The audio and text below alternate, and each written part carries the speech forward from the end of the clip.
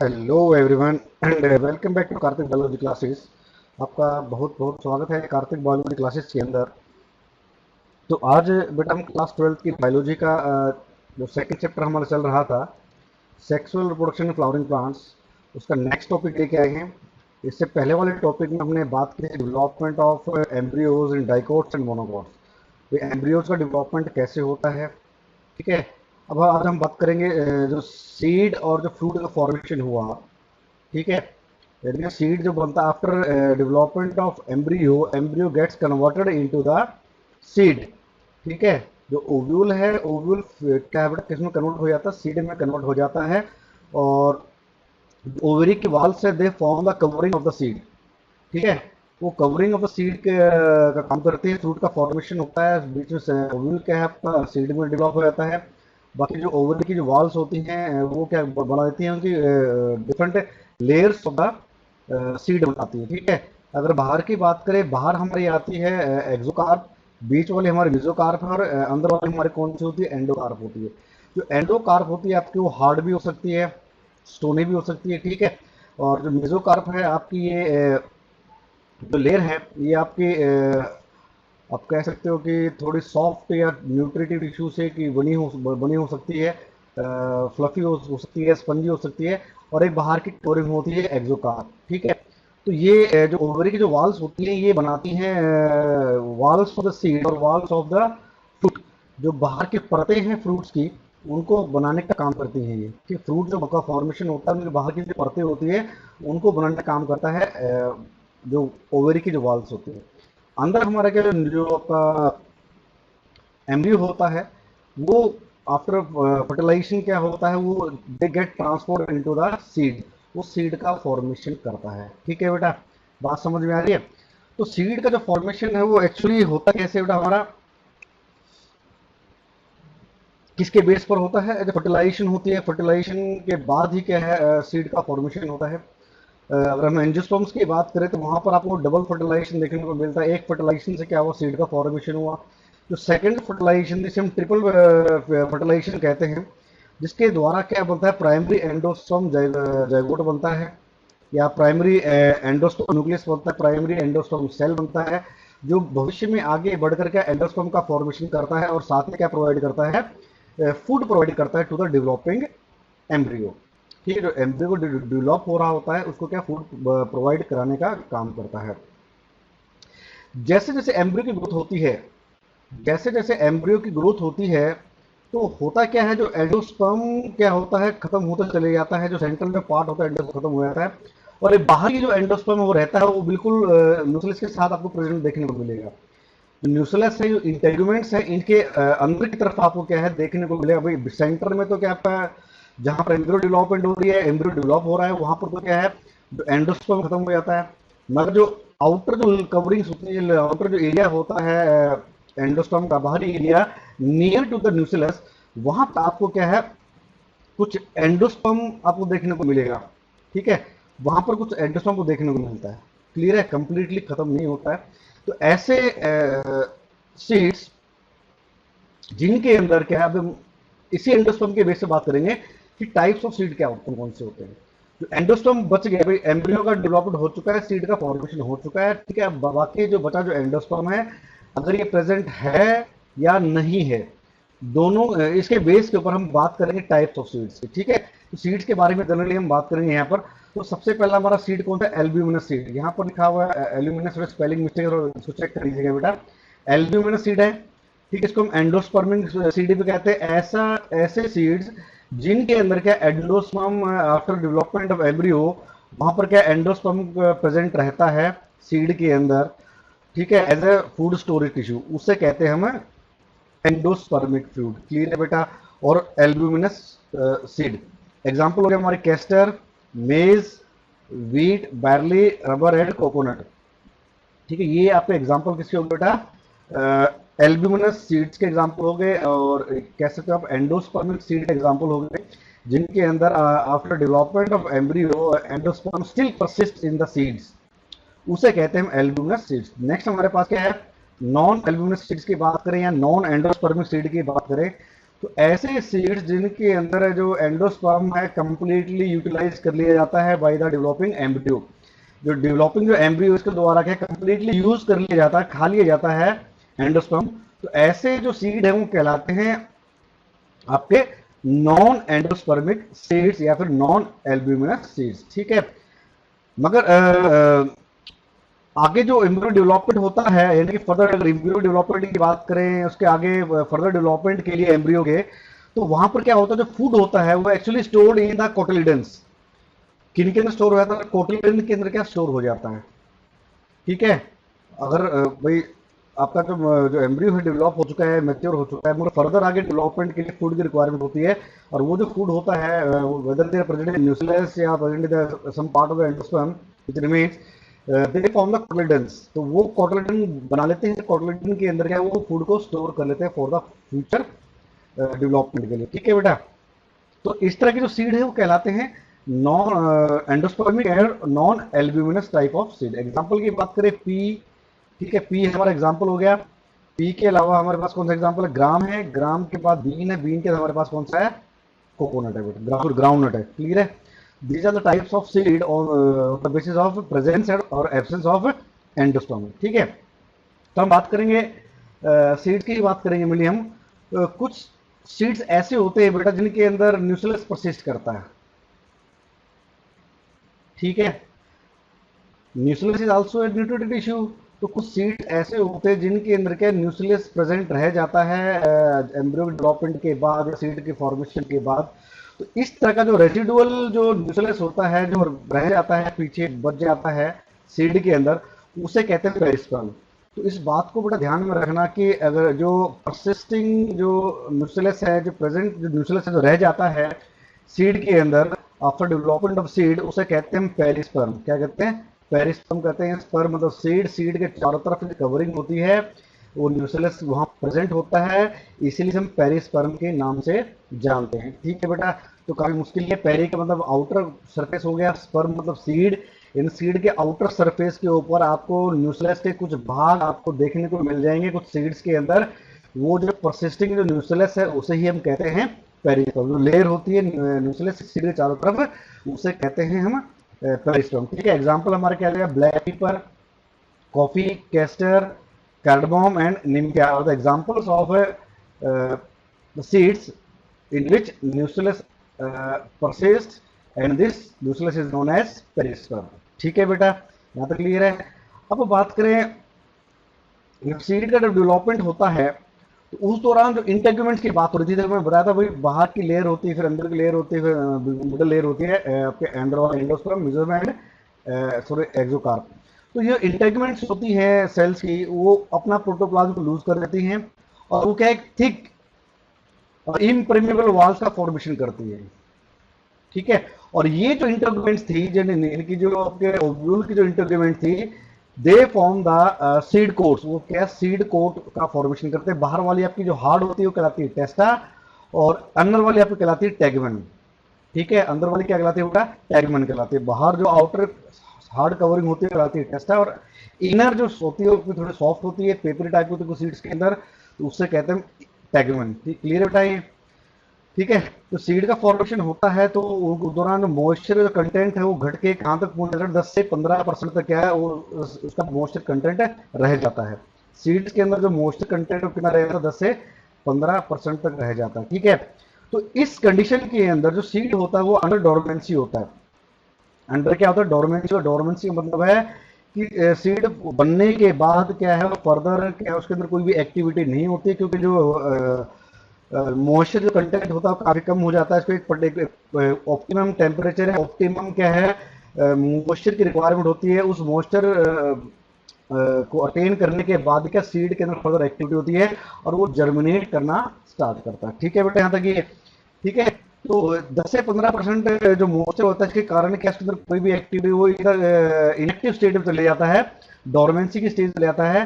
ठीक है, ऐसा क्यों होता है? वहां पर क्या एब्सिसिक एसिड ज्यादा बन जाते हैं जो कि डोरमेंसी को बढ़ा देते हैं। ठीक है, तो सिंपल सी बात है भाई, पानी की कमी हुई वहां पर, पानी कमी होने के कारण क्या है वहां पर क्या है स्ट्रेस की कंडीशन हो जाती है। स्ट्रेस की कंडीशन होने के कारण वहां पर क्या एब्सिसिक एसिड का फॉर्मेशन होता है। जो सीड को डोरमेंसी की फेज में क्या है ले जाता है। ठीक है, क्लियर बेटा यहाँ तक। अब जो माइक्रोपाइल होता है, ओव्यूल का जो माइक्रोपाइल था, किसका माइक्रोपाइल, ओव्यूल का जो माइक्रोपाइल था वो सीड का माइक्रोपाइल बन जाता है। ठीक है, वो सीड का क्या है माइक्रोपाइल बन जाता है। क्लियर है बेटा। अब इस माइक्रोपाइल की बड़ी ही ज़्यादा इंपॉर्टेंस है, इसको बड़ा ध्यान से सुनिएगा, क्योंकि ये माइक्रोपाइल एक तरह का क्या ओपनिंग का काम करता है। ठीक है, जब जर्मिनेशन की टाइम आता है, जब जर्मिनेशन टाइम जब आता है, तो इसी माइक्रोपाइल के थ्रू ही क्या करता है, सीड वाटर को एब्जॉर्ब करता है, और इसी वाटर के थ्रू क्या ऑक्सीजन को क्या करता है, वो एंट्री होती है इनसाइड द सीड। ठीक है, यानी कि वाटर की और ऑक्सीजन की एंट्री क्या है, इसी थ्रू को होती है, इसी माइक्रोपाइल के थ्रू होती है, जिसके बाद ही क्या है वो जर्मिनेट करना स्टार्ट होता है, आउटर की जो टेस्टा होते हैं इसको ब्रेक कर पाता है। ठीक है, तो ये बेटा बात समझ में आ रही है। तो ये जो रीजन है क्या भाई, यही एक रीजन है कि सीड क्या करता है, वाटर एब्जॉर्ब करने के बाद ही टेस्टा को क्या ब्रेकअप कर पाता है, क्योंकि वो फूल जाता है। इम्बिबिशन का प्रोसेस आपने पढ़ा होगा, तो आपसे मेरा यही क्वेश्चन एक रहेगा अभी कि आपको लिख भेजना है मुझे कि इम्बिबिशन क्या होती है, इम्बाइब क्या होता है और इम्बिबिएंट क्या होता है। ठीक है, तो इन तीन सवालों का जवाब मुझे लिख के भेजना है। इम्बिबिशन क्या होती है, इम्बाइब क्या होता है, और इम्बिबिएंट क्या होता है, इसके बारे में मुझे लिख के भेजना आपको। ठीक है, तो उसके जो माइक्रोपेल है सीड गैस के थ्रू क्या है, जो रिक्वायर्ड जो ऑक्सीजन है, रिक्वायर्ड जो वाटर है, सीड जर्मिनेशन के दौरान वो एंटर करता है, उसी के बाद ही क्या है सीड का जर्मिनेशन स्टार्ट होता है। ठीक है, और जर्मिनेशन के बारे में हम बाद में बात करेंगे बेटा, अभी हम फिलहाल बात करें सीड के बारे में। ठीक है, ओवेरी वॉल होती है टिश्यू, जो टिश्यू की सॉरी, जो ओवेरी वॉल है tissue of the ovary wall, यानी कि जो ओवेरी वॉल होती है किसकी, ओवेरी की, they form the is also to grow with the development seed, ये भी सीड के साथ डेवलपमेंट होने का काम करती है। ठीक है, जो ओवेरी वॉल होती है, मैं जैसे स्टार्टिंग में बताया था आपको, ये फ्रूट की वॉल का फॉर्मेशन करते हैं, कहते हैं पेरिकार्प। क्या कहते हैं, पेरिकार्प कहते हैं। ठीक है, पेरी मतलब बाहर वाला हो गया, कार्प मतलब फ्रूट की बात होगी। तो फ्रूट की बाहर की जो लेयर्स होती हैं उससे जो लेयर बनी है बाहर की, उसे कहते हैं पेरिकार्प। क्लियर है बेटा। तो ये भी हमने फर्दर में डिस्कस किया था, तीन प्रकार की होती है आपके, एक्टो, मेसो एंड एंडोकार्प। ठीक है, तो तीन लेयर होती है आपकी ये। किसी किसी केसेस में क्या होता है देखने को मिलेगा कि जो थैलमस है और दूसरे जो फ्लोरल पार्ट्स है, ये क्या इन्वॉल्व हो जाते हैं इन द फ्रूट फॉर्मेशन। ठीक है, they are also involve in the food formation, की ओवरी वॉल के साथ साथ इनके अंदर भी क्या डेवलपमेंट हमें देखने को मिलती है, और वो भी क्या एक फ्रूट का पार्ट बन जाते हैं। और एक उससे कहते हैं, ऐसे प्रकार के जो फ्रूट होते हैं वो कहलाते हैं फॉल्स फ्रूट। क्या कहलाते हैं बेटा, फॉल्स फ्रूट कहलाते हैं। फॉर एग्जाम्पल यहाँ पर क्या एप्पल है, स्ट्रॉबेरी है एंड कैशू। ठीक है, एप्पल, स्ट्रॉबेरी एंड कैशू जो हमारे क्या है, किस प्रकार के फ्रूट हो गए बेटा, ये हो गए आपके फॉल्स फ्रूट, क्योंकि इसके अंदर जो थैलेमस वाला जो पार्ट है वो भी इन्वॉल्व होता है in the development of the fruit. ठीक, क्लियर है बेटा यहाँ तक। तो ओवरी के बाद क्या बनाती है बेटा, फ्रूट की आउटर कवरिंग बनाती है। क्लियर है यहाँ तक। और जो इंटेगुमेंट्स की बारे बात हुई, इंटेगुमेंट्स क्या बनाती थी बेटा, सीड की आउटर कवरिंग बनाती है। क्लियर है। ठीक है, फ्रूट्स की बात करें, अगर ये हो गया फॉल्स फ्रूट की बात है, दूसरे फ्रूट्स की बात करें इसके अंदर कोई भी दूसरा पार्ट इन्वॉल्व नहीं होता है in the development of fruit, सिर्फ ओवेरी ही के जो वाल्स होते हैं दे आर इन्वॉल्व, उन्हें कहते हैं ट्री फ्रूट्स। जिनके अंदर ओवेरी की वाल्स इन्वॉल्व होते हैं in the formation of fruit, उसे कहते हैं हम ट्री फ्रूट्स। फॉर एग्जाम्पल की बात करें बनाना। ठीक है, बनाना हमारा एग्जाम्पल हो गया किसका, ट्री फ्रूट का। ठीक है, इसके अलावा हमारा जो मैंगो है, इट इज आल्सो है, जो आपका जो मैंगो है it is also true fruit. ठीक है, इसमें ये भी हमारा एक ट्रू फ्रूट है बेटा। नेक्स्ट हम बात करें, कुछ फ्रूट्स ऐसे होते हैं जो बिना फर्टिलाइजेशन के डेवलप कर जाते हैं, बिना फर्टिलाइजेशन के डेवलप कर जाते हैं। इस तरह के फ्रूट सीडलेस फ्रूट्स को कहते हैं हम पार्थिनोकार्पिक फ्रूट्स। क्या कहते हैं बेटा, पार्थिनोकार्पिक फ्रूट। ऐसे फ्रूट जो विदाउट फर्टिलाइजेशन की उनकी फॉर्मेशन हो जाती है, उन्हें कहते हैं पार्थिनोकार्पिक फ्रूट। एग्जाम्पल बनाना, बनाने के अंदर आपको सीड देखने को नहीं मिलता है, तो जिनके अंदर क्या है, अगर फर्टिलाइजेशन नहीं होगी वहां पर क्या है, सीड आपको देखने को नहीं मिलेगा। ठीक है, यानी कि जो पार्थिनोकार्पी है आपके क्या, वो सीडलेस फ्रूट्स बनाने में क्या है हेल्प करते हैं, आर्टिफिशियली उसको बना सकते हैं विद हेल्प ऑफ हार्मोन्स। ठीक है, हम सब बात करेंगे सबसे पहले बीन सीड की बात करेंगे, जो बीन का जो सीड है, जो उसके बारे में बात करेंगे, स्ट्रक्चर कैसा होता है। ठीक है, उसके बारे में बात करेंगे। तो बीन शेप की बात करें तो ये किडनी शेप्ड होता है, ब्राउनिश कलर का होता है, नॉन एंडोस्पर्मिक होता है, डाइकोट सीड होता है। ठीक है, अगर हम बेन सीड की बात करें तो किडनी शेप का होता है बेटा, कुछ इस तरीके का होता है। आपने राजमा देखा होगा, तो राजमा वैसा ही है, राजमा की बात कर रहा हूँ मैं। तो राजमा के अंदर होगा तो क्या आपको दो राजू जैसी शेप होती है इनकी, बीन्स की। ठीक है, तो बीज ऐसा होता है, एक तरफ तो कॉनकेविटी देखने को मिलती है, एक तरफ क्या कॉन्वेक्सिटी देखने को मिलती है, एक सरफेस आपका कॉन्वेक्स होता है और एक आपका क्या होता है कॉन्वेक्स। ठीक है, जो सरफेस कैसा होता है स्मूथ होता है। जो कॉनकेव सरफेस है डार्कर, जो ये अंदर वाला सरफेस है बेटा, ये क्या होता है डार्क होता है। और इसके ऊपर आपको क्या व्हाइट कलर का स्टार आपको देखने को मिलेगा, हाँ उस टाइम कहते हैं हाइलम कहते हैं। और एक स्मॉल पोर देखने को मिलेगा, इसे कहते हैं माइक्रोपाइल कहते हैं। ठीक है, और एक हल्की सी एक उभार सा को देखने को मिलेगा, जिससे हम कहते हैं रिज या फिर रेफे। ठीक है, अगर ओव्यूल का अगर आपको पता हो तो पढ़ा होगा आपने कि हाइलम क्या होता है। हाइलम वो पॉइंट होता है जिसकी मदद से ओव्यूल जुड़ा होता है ओवरी के साथ। और जो रेफे क्या होता है वो पार्ट आपका ओव्यूल का जहाँ पर हाइलम जुड़ता है किसके साथ, ओव्यूल के मेन बॉडी के साथ फ्यूजन होती है, उसे रेफे कहते हैं। ठीक है, तो कुछ छोटा सा उभार देखने को मिलेगा आपको फेंट रीज, उसके उस पार्ट को कहते हैं रेफे। ठीक है, और इसके अंदर की तरफ देखें तो एक आपको एक बल्ज ऑफ अंडरलाइंग रेडिकल देखने को मिलेगा, is observed on the opposite side of raphe. जो रेफे है, रेफे के बिल्कुल ओपोजिट, यहाँ पर रेफे है, इसके ऑपोजिट साइड में आपको देखने को मिलेगा एक आपको रेडिकल देखने को मिलेगा। ठीक है, रेडिकल देखने को मिलेगा, थोड़ा उभरा हुआ सा उभार है, आपको क्या रेडिकल देखने को मिलेगा। जो सीड होता है कवर बाय ये थिक ब्राउनिश सीड कोट और टेस्टा। बाहर की तरफ से क्या है वो हार्ड सीड कोट से कवर होता है, इसे कहते हैं हम टेस्टा कहते हैं, ब्राउन कलर की होती है। कई बार आपको डार्क बिल्कुल ब्राउन कलर की देखने को मिल जाती है। इसके अंदर की तरफ आपको देखने को मिलेगा एक थिन पेपरी ट्रांसपेरेंट टैगमेंट आपको देखने को मिलेगी बिल्कुल इसके बिलो टेस्टा के अंदर। ठीक है, अगर हम बाहर की अगर उसको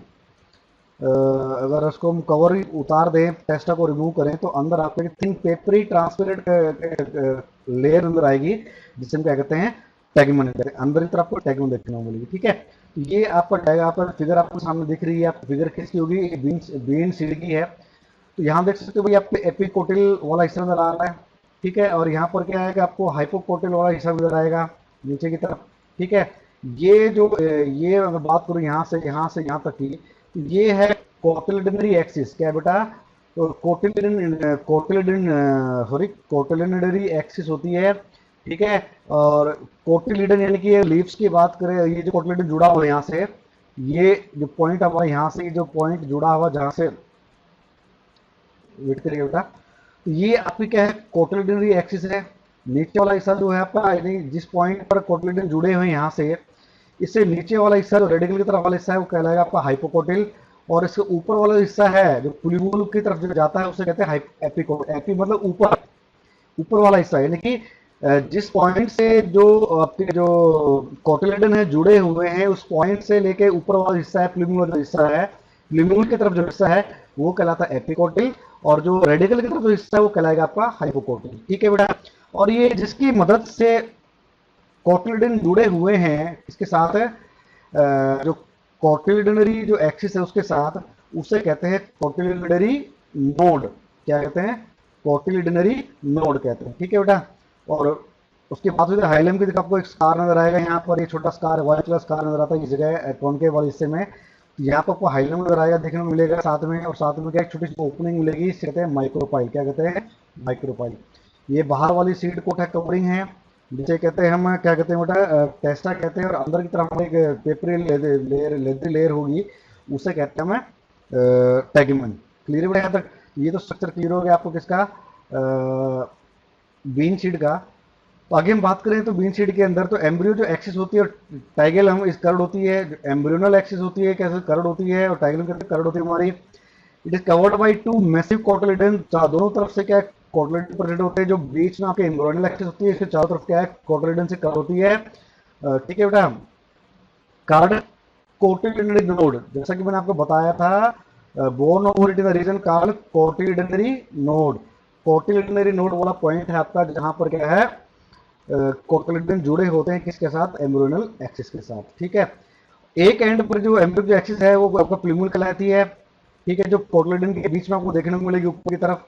ठीक है, इनके पास क्या है आपको दो छोटी छोटी लीव्स आपको देखने को मिलेंगी, साथ साथ जो प्लूम्यूल हिस्सा है वहां आपको दो छोटी छोटी लीव्स देखने को मिलेंगी। और इसका दूसरे एंड की बात करें, रेडिकल की बात करें, दूसरे एंड की opposite to the plumule is radicle, जो कि बाहर निकला होता है। जो कोटिलिडन्स है उसके थोड़ा सा बाहर निकला होता है, ठीक है। यानी कि रेडिकल की बात करें, जो रेडिकल है it protrudes out of the cotyledons, cotyledon से थोड़ा बाहर की तरफ निकला होता है, ठीक है। और जो एम्ब्रियोनल जो एक्सिस है उसके बिटवीन द रेडिकल, रेडिकल और कोटिलिडन और नोड के बीच का हिस्सा जो कहलाता है हाइपोकोटिल का, जब ऑलरेडी डिस्कस कर चुके हैं बेटा। और जो उसके बीच का हिस्सा कहलाता है आपका एपिकोटिल, ठीक है। कोटिलिडरी एक्सिस और उससे बात करें प्लीम्यूल के बीच की, तो वो कहलाता है आपका एपिकोटाइल, ठीक है बेटा, क्लियर है यहाँ तक।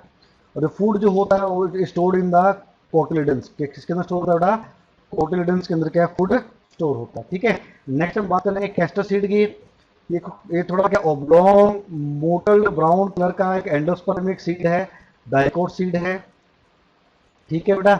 मोटल ब्राउन एंडोस्पर्मिक होता है, मोटल ब्राउन कलर का होता है, ओब्लॉन्ग होता है, थोड़ा कहने तो थोड़ा आप कह सकते हो कि आपने कोई एक उभरा उभरा सा और चपटा सा एक बीज होता है बिल्कुल ये।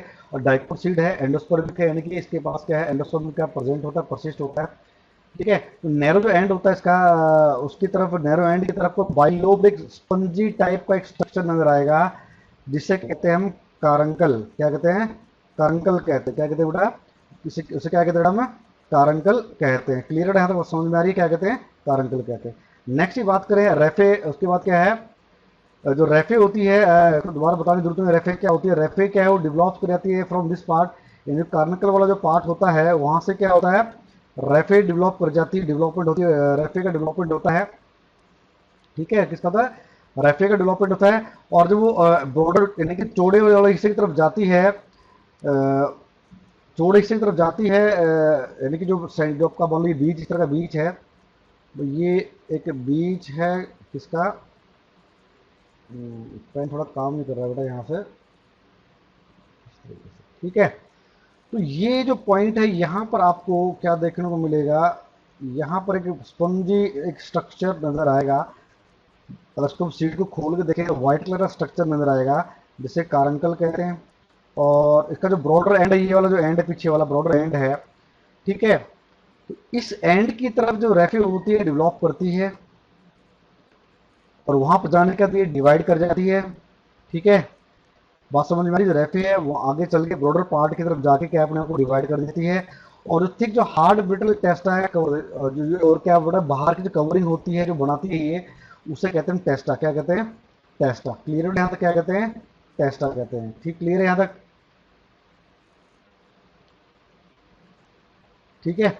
अब उसके बाद इसके अंदर की बात करें तो थिन अंदर की तरह एक पेरिस्पर्म को देखने को मिलेगा जस्ट अराउंड द कैर्नल, ठीक है। अब टेस्टा के अगर हम अंदर आए, टेस्टा के अंदर चल के हम अंदर की तरफ चले हैं, तो आपको क्या है, अंदर वाला जो हिस्सा है ये कहलाता है कैर्नल, ठीक है। यानी कि ये अगर बात करूँ यहाँ से, अगर मैं डायग्राम बनाने की कोशिश करूँ बेटा यहाँ से, तो ये सीड के अंदर वाला हिस्सा बना दिया मैंने, ठीक है। ये बाहर वाला हिस्सा है आपका, और इसके अंदर की तरफ यहाँ पर इसके अंदर की तरफ यहाँ पर आपको क्या है, एंडोस्पर्म के रिमेन्स नजर आएंगे आपको, ठीक है। क्या क्या क्या नजर आएंगे बेटा, एंडोस्पर्म के रिमेन्स आपको नजर आएंगे, जिसे कहते हैं हम पेरिस्पर्म। क्या कहते हैं, पेरिस्पर्म, ठीक है। कर्नल बात समझ में, कर्नल क्या होता है, अंदरूनी हिस्सा जो खाने योग्य हिस्सा होता है, यानी कि कोटिलिडन की बात हो रही है, वो हिस्सा जिसके अंदर क्या फूड स्टोर होता है, इसके जस्ट बिल्कुल बाहर की तरफ टेस्टा के अंदर आपको क्या है, एंडोस्पर्म के कुछ रिमेन्स नजर आएंगे, जिससे कहते हैं हम पेरिस्पर्म, ठीक है। तो यहाँ देख सकते हो आप किसका जो आपका कैस्टर सीड नजर आ रहा है, रिसिनस कम्युनिस का, ठीक है। ये हिस्सा जो कार्नस है, कार्निकल की बात हो रही थी कि स्पंजी व्हाइट स्पंजी कलर का स्ट्रक्चर नजर आएगा एक नैरो एंड की तरफ, जिसे कार्निकल कहते हैं। और बिल्कुल जस्ट इसके ऊपर की तरफ अंदर की तरफ चले तो आपको क्या है, रेडिकल नजर आता है, ठीक है, रेडिकल नजर आएगा। और आपको क्या है, रेडिकल से आपको कुछ बाहर की तरफ नेटवर्क से लाइक नजर आएंगे, आपको लाइन नजर आ रही है। तो ये पाल्मेट टाइप ऑफ क्या वेनिश नजर आती है इन द जो आपका एम्ब्रोइनल एक्सिस की बात हो रही है उसकी बात कर रहा हूँ बेटा, ठीक है। और ये क्या है, कोटिलिडन है यहाँ पर, ठीक है, जो जरा कोटिलिडन है। और ये जो बात हो रही थी एंडोस्पर्म की, ये आपका एंडोस्पर्म है बिल्कुल अंदर कोटिलिडन के बिल्कुल बाहर, और बाहर की जो कवरिंग होती है टेस्टा, टेस्टा के और कोटिलिडन के बीच में आपको एक एंडोस्पर्म देखने को मिलेगा, रिमेन्स ऑफ एंडोस्पर्म, जिससे क्या कहते हैं हम पेरिस्पर्म कहते हैं। क्लियर है यहाँ तक बेटा? ये तो ये तो क्या आपका किसके सीड के बारे में। बाहर आपको देख रहे हो कि ये आपको आपकी जो टेस्ट है हार्ड टेस्ट नजर आ रही है आपको, ठीक है। अब इसके अंदर बिल्कुल क्या अगर जाओगे तो जो एंडोस्पर्म है आपको व्हाइट ऑयली एंडोस्पर्म नजर आएगा जस्ट बिलो द पेरिस्पर्म, ठीक है। न्यूक्लियस के जो रिमेन्स थे वो आपको पेरिस्पर्म का फॉर्मेशन किया, और उसके पेरिस्पर्म के जस्ट नीचे जाओगे तो आपको व्हाइट कलर का एक स्ट्रक्चर नजर आएगा, तो एक ऑयली एंडोस्पर्म जिसके अंदर क्या है जो फूड स्टोर है in the form of oil drops and proteins, ठीक है। ऑयल ड्रॉप्स और प्रोटीन्स के फॉर्म में क्या है फूड स्टोर होता है inside the endosperm of the castor oil, ठीक है। और कैस्टर के फ्रूट को आप लेके आओगे उसके अंदर खोल के देखोगे सीड मिलेगा, सीड पर दबा के देखोगे तो आपका हाथ जो है उसको अगर उसको आप पुश करोगे और उसको आप क्रश करोगे तो ऑयली सा सब्सटेंस वाटरी सब्सटेंस बाहर निकलेगा, ठीक है। वही जो सब्सटेंस है ऑयली सब्सटेंस है वो क्या मतलब क्या है ऑयल ड्रॉप्स हैं और proteins are present in that liquid. Clear है बेटा? जो एम्ब्रियो होता है बिल्कुल सेंटर में सीड के सेंटर में प्रेजेंट होता है, ठीक है। छोटी सी एम्ब्रियोनल एक्सिस होती है, इसके बाद दो पेपरी सेमी ट्रांसपेरेंट ओवल कोटलेडन्स होते हैं, पेपरिक कोटलेडन्स। इसका ध्यान रखना बेटा जो आपका जो कैस्टर जो सीड है इसके अंदर आपको papery semi transparent type of oval cotyledon देखने को मिलेंगे, और इसके अलावा स्मॉल एक छोटा सा आपको प्यूब्यूल देखने को मिलेगा, और एक नॉब शेप्ड रेडिकल आपको देखने को मिलेगा in the case of castor seed. और जैसे कि मैंने बताया था आपको जो स्ट्रक्चर देखा पैलेमेट वेनेशन आपको देखने को मिलेगी कोटलेडन्स के अंदर, ठीक है। कोटलेडन्स के अंदर क्या आपको पैलेमेट टाइप ऑफ वेनेशन आपको देखने को मिलेगी in the case of castor, ठीक है।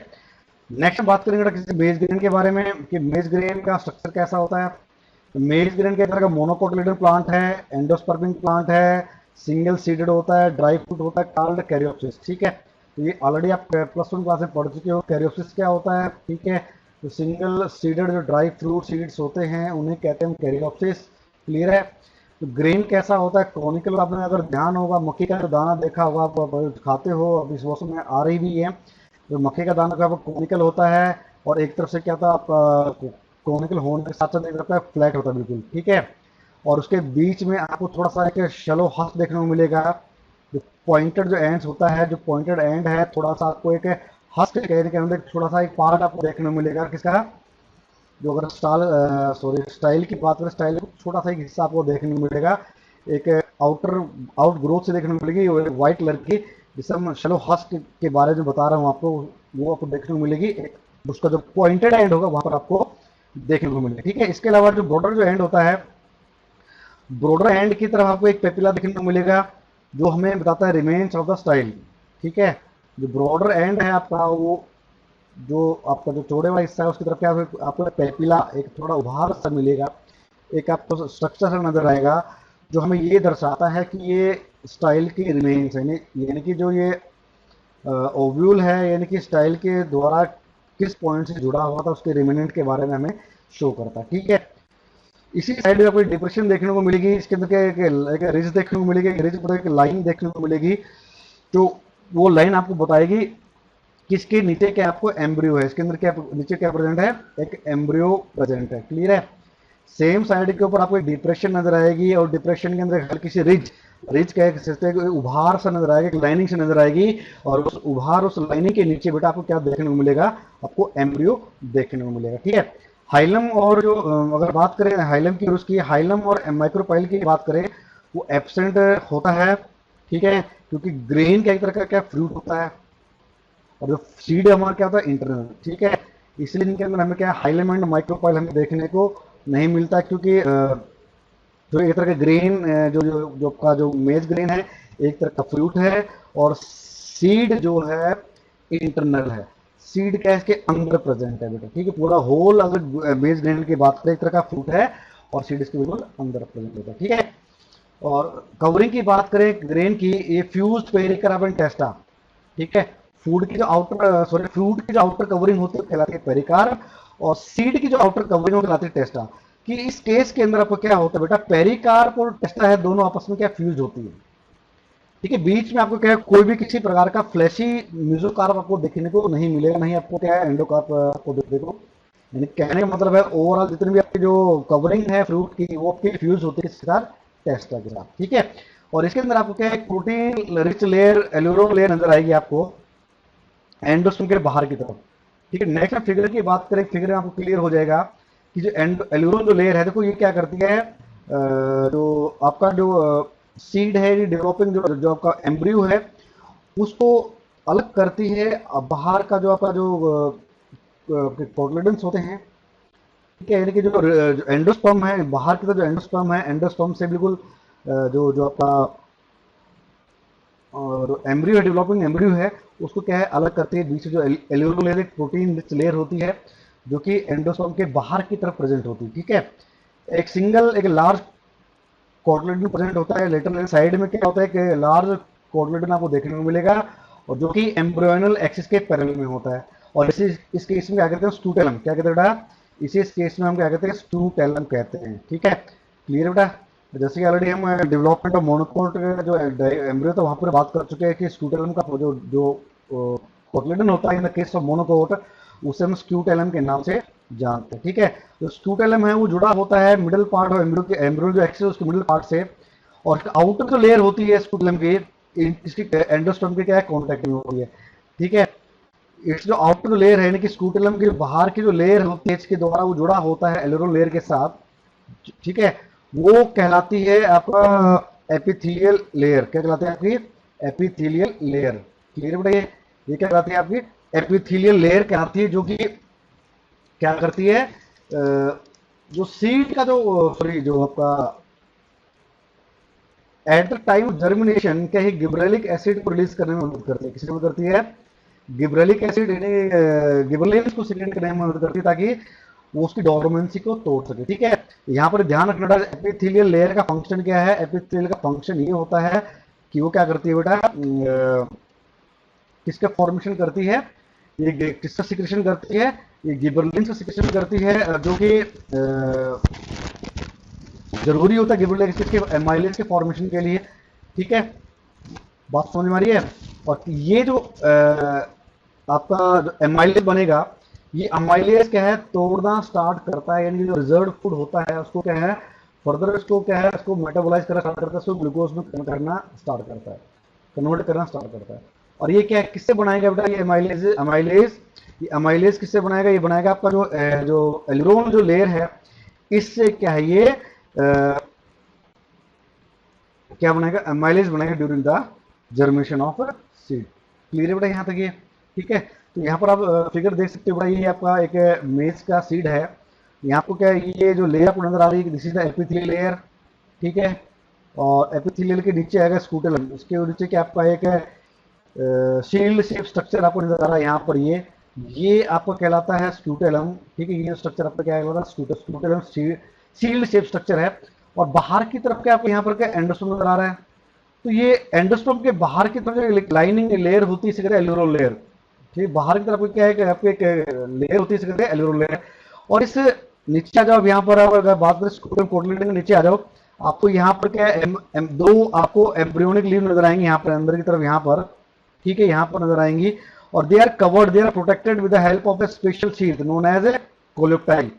जो एम्ब्रियोनल लीव्स होती हैं, ठीक है, प्लूम्यूल है जो एम्ब्रियोनल लीव्स है, they are covered with the help of a protective covering known as coleoptile. ठीक है, और बीच में आपको ये क्या नजर आ रहा है, आपको बीच में ये क्या है, एक एम्ब्रियोनल एक्सिस है, और नीचे वाला हिस्सा आपको ये क्या रेडिकुलर हिस्सा हो गया आपका। ठीक है, रेडिकुलर है यहाँ पर, इसके बाहर की तरफ रूट कैप है, और ये दोनों के दोनों क्या है, they are protected with the help of a sheet known as coleorhiza. ठीक है, इनको ध्यान में रखना है बेटा कि रेडिकल के ऊपर कौन सी कवरिंग होती है, कोलियोरिजा होती है।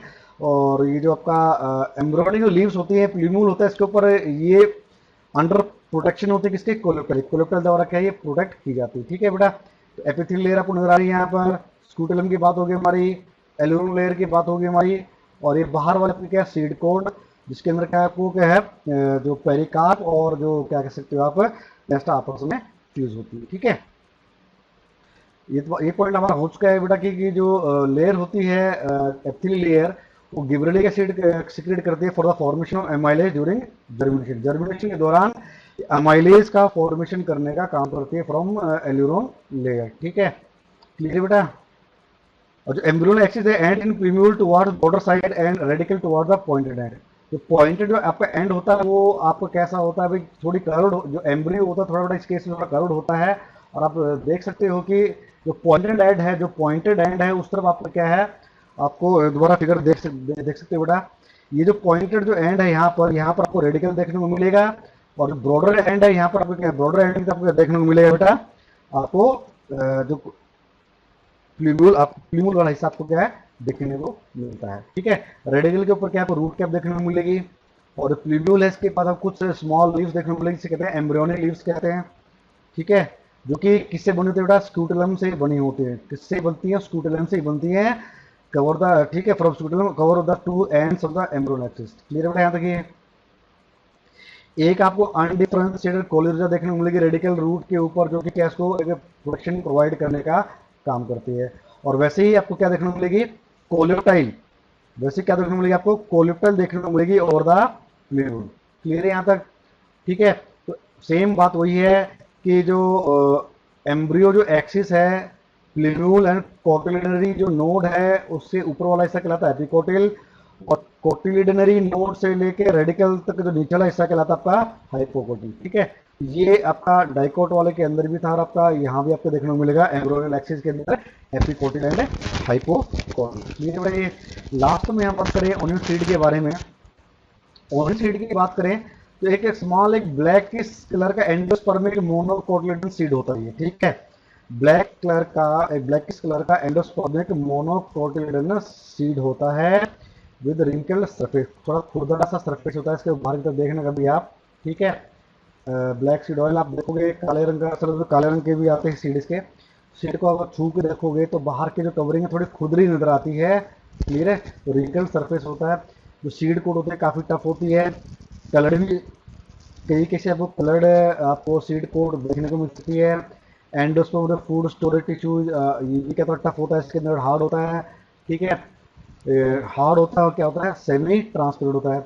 एम्ब्रियोस केस में क्या थोड़ा कर्व्ड होता है, थोड़ा घुमावदार एम्ब्रियो होता है, और ये एंडोस्पर्म के अंदर बिल्कुल घुसा होता है। ठीक है, बात समझ में आ रही है। ठीक है बेटा, एंडोस्पर्म के अंदर जो एम्ब्रियो है कर्व्ड होता है, और ये एंडोस्पर्म के अंदर क्या घुसा होता है, बिल्कुल अंदर बिल्कुल घुसा हुआ होता है किसके अंदर, एंडोस्पर्म के अंदर।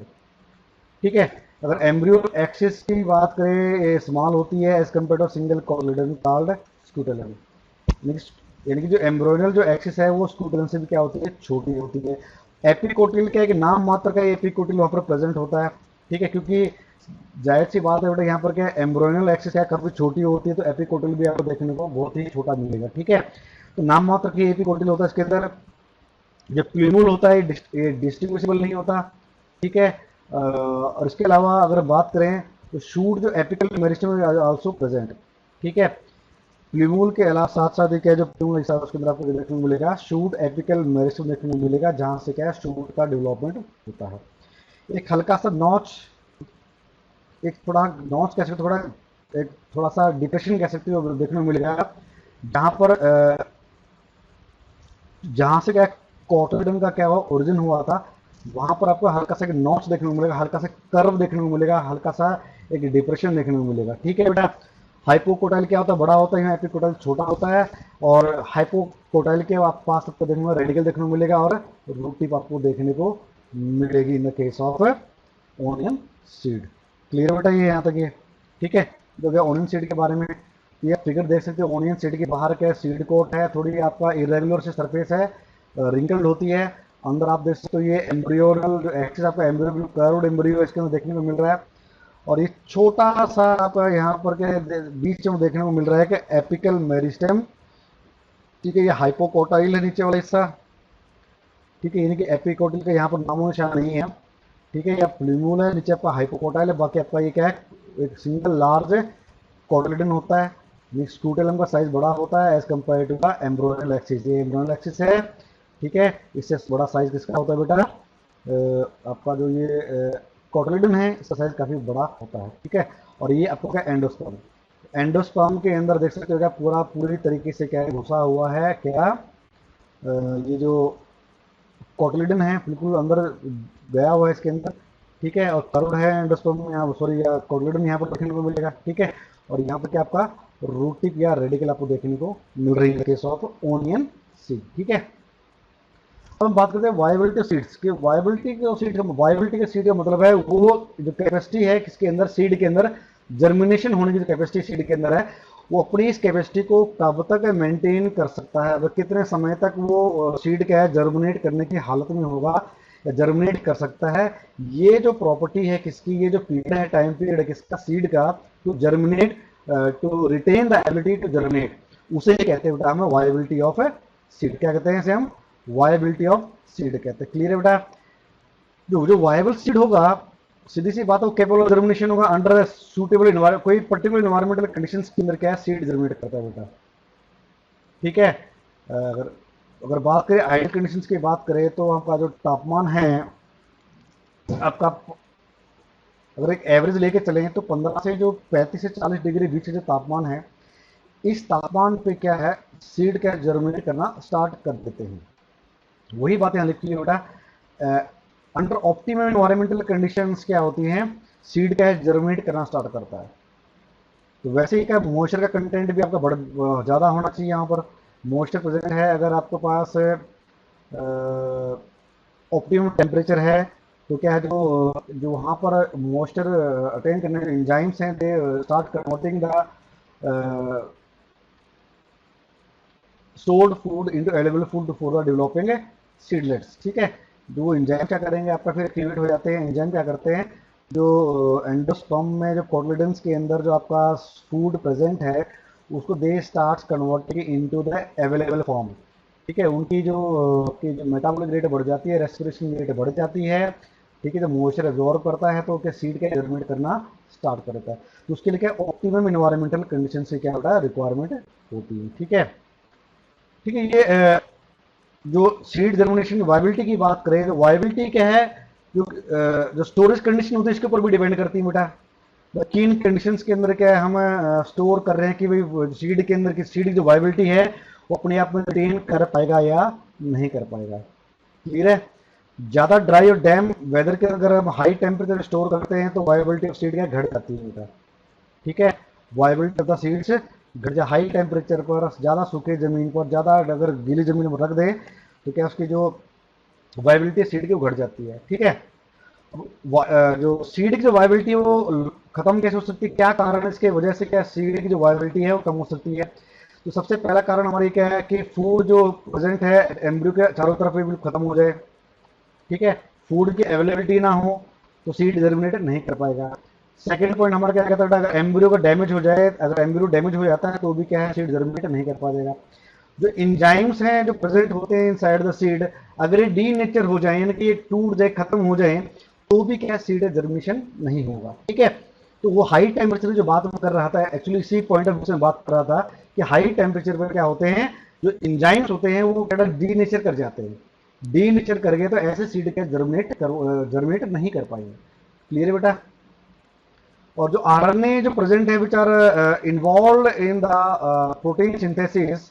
ठीक है। जो आरएनए से जो प्रोटीन सिंथेसिस के लिए काफी जरूरी माने जाते हैं, अगर ये भी खत्म हो जाए पहले ही तो भी क्या होगा, सीड की जो वायबिलिटी है वो खत्म हो जाती है। क्लियर है। ये कुछ कारण थे हमारे इसके कि किस तरीके से सीड अपनी जो वायबिलिटी है वो लूज कर सकता है। मगर कुछ सीड हमें ऐसे देखने को मिले हैं जो हजारों साल पुराने हैं, मगर वो आज के समय भी क्या उनके अंदर क्या है वायबिलिटी प्रेजेंट, उनके अंदर वो जर्मिनेट कर सकते हैं और जर्मिनेट कर चुके हैं। ठीक है। अगर हम बात करें कुछ ऐसी सीड की, तो एक 2000 साल पुराना हमें क्या वायबल सीड मिला है, फिनेक्स डेक्टाइलीफेरा के। बड़ा इंपॉर्टेंट पॉइंट है, इसको नोट डाउन कर लीजिएगा बेटा। फिनेक्स डेक्टाइलीफेरा का सीड हमें मिला, 2000 साल पुराना सीड मिला है। और मिला के इनको बेटा आर्कियोलॉजिकल जो टीम है जो लगी हुई थी कहाँ पर, किंग हेरोड्स पैलेस की जो खुदाई चल रही थी वहां पर आपको नियर डेड सी खुदाई चल रही थी। उस खुदाई के दौरान क्या है आपको ये 2000 साल पुराना सीड आपको देखने को मिला, जो भी आज के समय भी क्या है बेटा वाइबल है। अगर उसको हम ग्रो करवाएं तो आज के समय में ये ग्रो कर सकता है। ठीक है। वैसे ही सीड हमें को मिला, 10,000 साल पुराना सीड मिला था। ठीक है। Lupinus arcticus.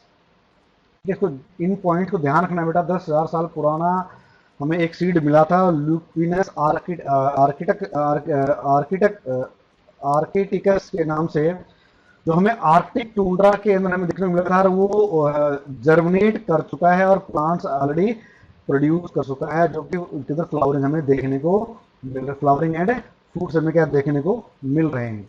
ठीक है, ल्यूपिनस आर्क्टिकस जो का प्लांट है, जो 10,000 साल पुराना का सीड जो मिला था, ये जर्मिनेट कर चुका है और इसके अंदर हमें क्या फ्लावरिंग और फ्रूट्स हमें देखने को मिल रहे हैं। ठीक है, अगर हम बात करें सीड की इंपॉर्टेंस की बेटा, तो सबसे पहला डिपेंडेबल मेथड है ये किसका, अपनी पॉपुलेशन को बढ़ाने का। ठीक है, क्लियर बेटा, ये अपनी पॉपुलेशन बढ़ाने का क्या है कि डिपेंडेबल मेथड है, ये क्या डिपेंडेबल मेथड है सीड फॉर्मेशन का। ठीक है, सीड अगर फर्टिलाइजेशन होगी तो सीड का फॉर्मेशन होगा, सीड का फॉर्मेशन होगा तो हम ये इंश्योर कर सकते हैं कि फ्यूचर जो प्लांट है उनका भी क्या है डेवलपमेंट होगा। सेकंड पॉइंट क्या कहता है पेरिनेशन का, यानी कि ये अनफेवरेबल इन्वायरमेंटल कंडीशंस में अपने आपको सीड की फॉर्म में प्रिजर्व कर सकते हैं, जैसे ही बाकी फेवरेबल कंडीशन आएंगी वैसे क्या ये जर्मिनेट कर जाएगी। एक तरह का मेथड है पेरिनेशन का, ये इंपॉर्टेंस है सीड की। ठीक है बेटा, नेक्स्ट नंबर डिस्पर्सल। जो आपके एंजियोस्पर्म के जो प्लांट होते हैं, ये जो सिर्फ सीड का फॉर्मेशन करते हैं, तो ये एक तरह का क्या है डिस्पर्सल करने में हेल्प करते हैं। वो हजारों किलोमीटर लाखों किलोमीटर क्या है एक जगह से दूसरी जगह क्या है सीड ट्रांसफर हो सकता है।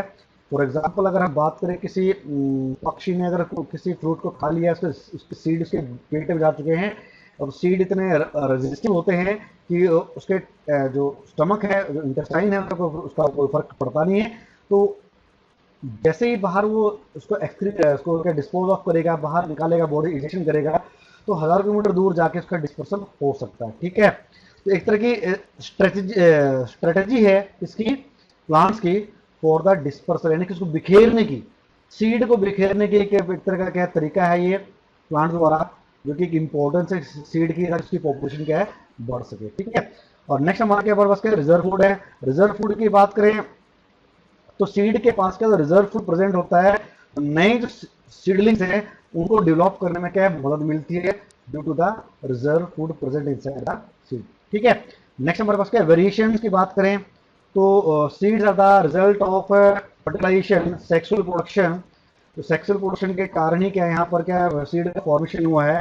तो इसका मतलब हुआ कि इसके अंदर क्या आपको वेरिएशन देखने को मिलेंगे, यानी कि जो सीड है, सीड से नया जो प्लांट बनेगा इसके अंदर आपको क्या देखने को मिलेंगी, आपको वेरिएशन आपको देखने को मिलेंगे। ठीक है, नेक्स्ट अब बात करें तो ये एक स्टोरेज का काम भी करता है, सीड को हम स्टोर भी कर सकते हैं।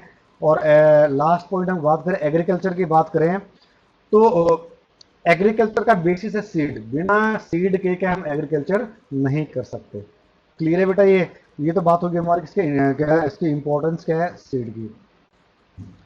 और फ्रूट की इंपॉर्टेंस क्या है, ठीक है, इसकी सिग्निफिकेंस, सबसे पहली बात है प्रोडक्शन। ठीक है, तो फ्रूट फॉर्मेशन क्या करता है बेटा, ये जब फ्रूट का फॉर्मेशन होता है तो वो क्या सीड को, वो डेवलपिंग सीड को प्रोटेक्ट करने का काम करता है। बाहर की तरफ जो एक एडिबल पार्ट जो होता है सीड के चारों तरफ, वो हमारा फ्रूट होता है अलोंग विद द सीड, तो वो एक तरह क्या है डेवलपिंग सीड को प्रोटेक्शन प्रोवाइड करने वाला फ्रॉम मैकेनिकल इंजरी, तो मैकेनिकल इंजरी को से बचाने हेल्प करता है, इंसेक्ट से बचाने को मदद करता है, और अनफेवरेबल क्लाइमेट कंडीशन से इसको बचाने का काम करता है। ठीक है, और सेकंड काम क्या है फ्रूट का बेटा, वो डिस्पर्सल का भी काम करता है, क्योंकि फ्रूट्स को कोई खाएगा, कोई जानवर खाएगा या कोई पक्षी खाएगा या कोई इंसान तोड़ के ले जाएगा, तो एक जगह से तोड़ कर वो दूसरी जगह ले जाता है, वहाँ फ्रूट को खाता है, जो सीड होता है उसको वहाँ फेंक देता है, और उस सीड से क्या है कि नया प्लांट है ग्रो कर जाता है, यानी कि डिस्पर्सल में भी मदद करता है फ्रूट फॉर्मेशन। ठीक है, ये जो फ्रूट्स है they're the food for the animals, animals के लिए फूड है, जो फ्लैशी फूड्स होते हैं ये क्या है एनिमल्स को फूड प्रोवाइड करने का काम करते हैं। और इसके साथ ही साथ जो एनिमल्स हैं, this animals act as a dispersal agent for their seed, उन प्लांट्स के फ्रूट्स के अंदर सीड्स प्रेजेंट थे उनके डिस्पर्सल का काम भी करते हैं एनिमल्स। क्लियर है बेटा, एग्जांपल होगा गुआवा, जो हार्ड शेल फ्रूट होते हैं, एग्जांपल आलमंड की बात हो रही है। ठीक है, नेक्स्ट बात करें जो जर्मिनेटिंग जो सीड होता है, इनको क्या ये न्यूट्रिशन प्रोवाइड करने का काम करता है। कुछ फ्रूट्स क्या होते हैं प्रोवाइड नीड के न्यूट्रिशन प्रोवाइड करते हैं फॉर द डेवलपिंग और जर्मिनेटिंग सीड्स। क्लियर है बेटा, नेक्स्ट बात करें तो ये जो फ्रूट है ये इंसानों के लिए भी काफ़ी इंपॉर्टेंट मायने रखते हैं, क्योंकि ये फूड का as a source of food है, as a source of protein है, as a source of oil है, ऑर्गेनिक एसिड है, विटामिन हैं, मिनरल्स हैं, शुगर्स हैं, हमें काफ़ी सारी चीज़ें भी क्या फ्रूट से हमें मिलती हैं, तो यानी कि हमारे ह्यूमन बींग्स के लिए भी क्या काफी इंपॉर्टेंट है फ्रूट का फॉर्मेशन। ठीक है, नेक्स्ट हम बात करेंगे डाइकोट सीड के स्ट्रक्चर की बात करें तो आपके सामने क्या डाइकोट का स्ट्रक्चर का सीड है। ठीक है, आपको क्या बेटा ये जो मेन जो ये पॉइंट है दिस इज द एम्ब्रोनियल एक्सिस, ये क्या है एम्ब्रोनियल एक्सिस है। ठीक है, तो ऊपर वाला जो हिस्सा आपका ये है ये कहलाता है आपका एपिकोटिल, और नीचे वाला हिस्सा क्या कहलाएगा आपका हाइपोकोटिल, क्या कहलाएगा हाइपोकोटिल। ठीक है, और जिस पॉइंट से इस पॉइंट की बात कर रहा हूँ, इस पॉइंट से जो कोटिलिडन है जुड़े हुए हैं एम्ब्रोनियल एक्सिस से, इस पॉइंट को कहते हैं हमें कोटिलिडनरी नोड। क्या कहते हैं बेटा कोटिलिडनरी नोड देखने मिलेंगे आपको। तो ये आपका डाइकोटो स्ट्रक्चर देखने को मिल रहा है बीन आपकी सॉरी आपका ये उसका स्ट्रक्चर है किसका है ग्राम सीड का। दो कोटिलिडन है यहाँ पर आपको हाइलम देखने को मिलेगा और एक छोटी सी ओपनिंग देखने को मिल कहते हैं माइक्रोपाइल कहते क्या कहते हैं माइक्रोपाइल है। ठीक है, एक स्टार देखने को मिला जिसकी मदद से क्या है ये जुड़ा होता है ओवरी के बाल के साथ, दो कोटिलिडन है। प्लूम्यूल आपको देखने को मिल रहा है यहाँ पर प्लूम्यूल है। ठीक है, इसके बाद हाइपोकोटिल, तो रेडिकल, एंडोसोम को देखने को मिल रहा है द कोटिलिडन्स, और बाहर की कवरिंग आपकी कौन सी होगी सीड कोड जिससे हम टेस्टा कहते हैं, और अंदर की तरफ आपकी क्या कवरिंग और मिलती है पेपरी कवरिंग होती है, उससे क्या कहते हैं हमें टेगमेंट कहते हैं। क्लियर बेटा, ये तो हो गया आपको डाइकोट सीड का स्ट्रक्चर। नेक्स्ट हम बात करेंगे मोनोकोट सीड का स्ट्रक्चर जो कि एक तरह का नॉन एंडोस मेज का ही आपका डायग्राम है बेटा ये। ठीक है, जो कि नॉन एंडोस्पर्मिक है, इसके पास क्या एंडोस्पर्म देखने को नहीं मिलता है। ठीक है, तो ये मेनली क्या होते हैं जो सीड्स क्या होते हैं आपके दोनों तरफ देखने को मिलते हैं endospermic seed as well as non endospermic seed. ठीक है, तो ऑर्किड्स के जो सीड्स होते हैं तो आपके कैसे होते हैं बेटा नॉन एंडोस्पर्मिक सीड आप देखने को मिलते हैं, इसके अंदर आपको एंडोस्पर्म देखने को नहीं मिलता। मगर मेज जैसे की बात करें तो मेज के अंदर आपको देखने को मिले आपको एंडोस्पर्म देखने को मिलता है, इसीलिए बेटा ये क्या है मेज का जो सीड कहता है एंडोस्पर्मिक सीड होता है। यहाँ पर आपको एंडोस्पर्म देखने को मिल रहा है, इसके चारों तरफ बाहर की तरफ जैसे कि हम ऑलरेडी डिस्कस कर चुके हैं तो मेज सीड को, तो ये आपको क्या है आपका एलिरोन की लेयर होगी बाहर वाली आपकी। ठीक है, ये आपका सूटेलम हो गया। ठीक है, ये कोटिलिडन आपका कर्व जो शील्ड शेप स्ट्रक्चर है कोटिलिडन। यहाँ पर कोलेप्टल अंदर रहेगा जो कि एक तरह की सेफ्टी कवरिंग प्रोवाइड करता है किसकी प्लूम्यूल की। नीचे का कोरियोरिजम मिलता है जो पॉइंटेड एंड होता है जो रेडिकल को कवर करने का काम करता है। ठीक है बेटा, तो ये तो और यहाँ पर आपको एक लेयर और नजर आती है, यहाँ पर आपको शो नहीं कर रखी है एपिथेलियल लेयर। कौन सी लेयर है बेटा एपिथेलियल लेयर, जो कि एंडोस्पर्म को और जो स्क्रूटेलम को या दोनों को अलग करने का काम करती है। क्लियर है, तो ये एम्ब्रोनियल एक्सिस है। ठीक है, पॉइंटेड एंड की तरह आपको रेडिकल देखने को मिलेगा यहाँ पर, और ऊपर वाली से क्या देखने को मिलेगा आपको प्लूम्यूल देखने को मिलेगा। ठीक है, अब बात करेंगे जर्मिनेशन ऑफ सीड की बात करते हैं। ठीक है, सीड की बात होगी हमारी, सीड की फॉर्मेशन की बात होगी, डेवलपमेंट की बात होगी। अब हमने बात कर ली टाइप्स ऑफ सीड की बात कर ली, फिर हमने बात की थी बेटा किसके बारे में डाइकोट एंड मोनोकोट के सीड स्ट्रक्चर के बारे में जाना। अब हम बात करेंगे जर्मिनेशन ऑफ सीड के बारे में, जर्मिनेशन ऑफ सीड होता क्या है और कितने टाइप्स का ये होता है। ठीक है, और जर्मिनेशन क्या करें एक ऐसा प्रोसेस होता है जिसके द्वारा एम्ब्रियो क्या करता है जो सीड के जो एम्ब्रियो प्रेजेंट है वो एक्टिवेट हो जाता है and start growing into a new seedling, उसे कहते हैं हम जर्मिनेशन। ठीक है, जर्मिनेशन एक ऐसी प्रक्रिया है जिसमें जो एम्ब्रियो जो प्रेजेंट होता है सीड के अंदर वो एक्टिवेट हो जाता है। एक्टिवेट होने के कारण वो उसके बाद क्या डेवलप करके यंग सीडलिंग के अंदर डेवलप कर जाता है। ठीक है, तो भाई दो प्रकार की जनरल की बात करें दो प्रकार की आपकी जर्मिनेशन होती है। एक पहली आपकी कौन सी है एपीजियल जर्मिनेशन, एपी मतलब ऊपर की तरफ वाली बात आ गई। ठीक है, बात समझ में रही है, एपी मतलब ऊपर की तरफ है, ऊपर की तरफ क्या ग्रोथ होगी आपके ऊपर वाले हिस्से की ग्रोथ होगी नहीं, जो एपिकोटाइल है। ठीक है, ये आपका बाहर आएगा अलोंग द कोटिलिडन्स, उसे कहते हैं एपीजियल जर्मिनेशन। ठीक है, अब देखते होती क्या है बेटा इस जर्मिनेशन में क्या होता है हाइपोकोटाइल जो होता है जो नीचे वाला हिस्सा है वो क्या इलोंगेट करता है। ठीक है, उसकी लेंथ बढ़ती है और क्या इट आर्के अपवर्ड बाहर की तरफ घूमता है। हाइपोकोटाइल जब इलोंगेट करेगा तो बाहर की तरफ आर्क मतलब क्या घुमावदार एक तरीके से क्या बाहर की तरफ निकलेगा, ऊपर की तरफ निकलेगा, हाइट बढ़ेगी हाइपोकोटिल की, तो ये क्या करेगा तो कोटिलिडन्स को बाहर सॉइल के बाहर निकलने में क्या मदद करता है। ठीक है, तो ऐसी ग्रोथ ऐसी जर्मिनेशन जिसमें कोटिलिडन पहले बाहर आती है वो कहलाती है एपीजियल जर्मिनेशन। क्लियर है बेटा, तो इस तरह की जर्मिनेशन जिसमें सबसे पहले क्या है कोटिलिडन सॉइल के बाहर आते हैं सबसे पहले वो कहलाती है आपकी epigeal type of germination. Clear है, सिंपल सी भाषा में। एग्जाम्पल की बात करें, बीन है, कॉटन है, पपैया है, गॉड है, कैस्टर है, ओनियन है। ठीक है, तो इनके अंदर हमें क्या देखने को मिलती है, epigeal type of seed germination. Clear है बेटा। नेक्स्ट हम बात करेंगे, जो लास्ट हमारा है वो है हाइपोजियल जर्मिनेशन। इसमें क्या होता है, प्लूम्यूल पहले आती है, स्टेम पहले आती है, उसके बाद क्या है, कोटलेडन्स बाद में बाहर आते हैं, सॉइल के बाहर बाद में आते हैं। पहले क्या होता है, जो एपिकोटिल वो बाहर आ जाती है, यानी कि जो स्टेम का हिस्सा होता है, जो लीव्स होती हैं आपकी, वो पहले बाहर आती हैं, और जो कोटलेडन है उनकी बारी बाद में आती है सॉइल के बाहर आने की। इस तरह की जर्मिनेशन को कहते हैं हाइपोजियल जर्मिनेशन। क्लियर, हाइपो मतलब अंदर की तरफ, नीचे की तरफ। क्लियर है, एपी मतलब ऊपर की तरफ, बाहर की तरफ नहीं। पहले क्या, कोटलेडन बाहर आएंगे, उसके बाद में क्या है, दूसरा सिस्टम बाहर आएगा, वो क्या आते हैं आपका एपीजियल, और ये आपको कौन सी है, हाइपोजियल जर्मिनेशन। क्लियर बेटा, यहाँ तक ये हमें कहाँ देखने को मिलेगा आपको, ये आपको देखने को मिलेगा पी के अंदर, मैंगो के अंदर, मेज के अंदर, और राइस के अंदर आपको क्या देखने को, ग्राम के अंदर आपको, ग्राउंडनट के अंदर आपको क्या देखने को मिलेगा, hypogeal type of seed germination. ठीक है, तो आज के लिए बस इतना ही बेटा। अगर कोई प्रॉब्लम है, कुछ भी है, तो मुझे व्हाट्सएप के थ्रू कांटेक्ट कर सकते हो। और साथ ही साथ जो क्वेश्चन मैंने बीच में पूछे थे, आपको बीच में याद हो, इनविबिशन क्या होता है, इम्बाइब क्या होता है, और इन्विबिएंट क्या होता है, इनके बाद आंसर मुझे लिख के भेजने हैं आपको। और एक क्वेश्चन और है लास्ट में, कि what is the role of micropyle, micropyle का रोल क्या है।